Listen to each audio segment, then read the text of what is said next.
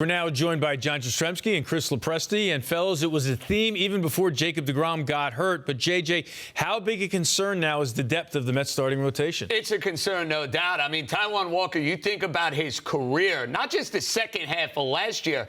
This is a guy who's barely pitched over the last 3 or 4 years. Carrasco has had injury concerns. Now, look, I'm not concerned about Scherzer. He's going to be fine. The idea that he's not going on opening day, to me, fellas, it's not the end of the world. And you don't want to rush Chris Bassett. But when you consider Walker and Carrasco and throw in the major monkey wrench that is Jacob deGrom, guys, we may not see Jacob deGrom till June, July, for goodness sakes. That is a major problem for this team because if they're going to beat out the Braves, the Phillies got hitters galore. You need pitching, Seal. That's all there is to it.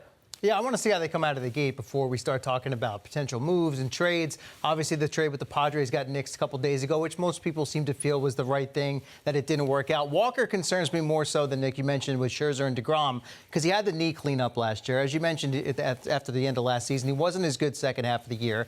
So a guy you're slotting in back half, second half of the rotation. But I want to see how the team in general comes out of the gate before we start talking about, do they need to make a move? Do they need to add somebody? Long season, as you know. April, let's see how they come out of the gate, the new look offense. I want to see how they perform before you start, worrying about adding too much pitching-wise. I'm getting nervous because you guys might do this segment by yourselves. I mean, look at the prompter. Walking away from the deal with the Padres is pretty much universally approved.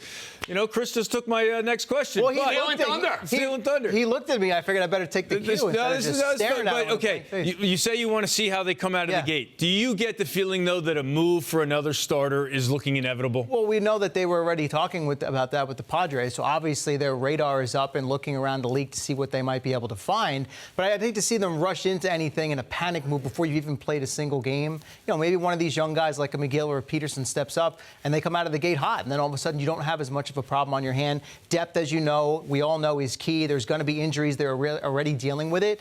But it's just the kind of thing where we're in April. There's such a long way to go. I wouldn't want to raise the red flag to the rest of the league and say, hey, we're desperate, we need somebody, and then all of a sudden maybe you're paying it a premium. Let it play out a little bit, see how things go. Well, where are you going exactly? I mean, you look at Oakland, they just traded away Sean Manaea. Montez, they're probably going to wait at least a couple of months. And it's not like they're great starting pitchers growing on trees, ready, waiting, and available for the start of the year. So it means that those back half guys have got to pick up the slack, have got to eat some innings, hold the fort down until the cavalry returns. I mean, this is role reversal. You guys are the voices of reason, and I'm ready to hit the panic button. I'm ready to turn those machines back on and make a move. Get us this pitcher.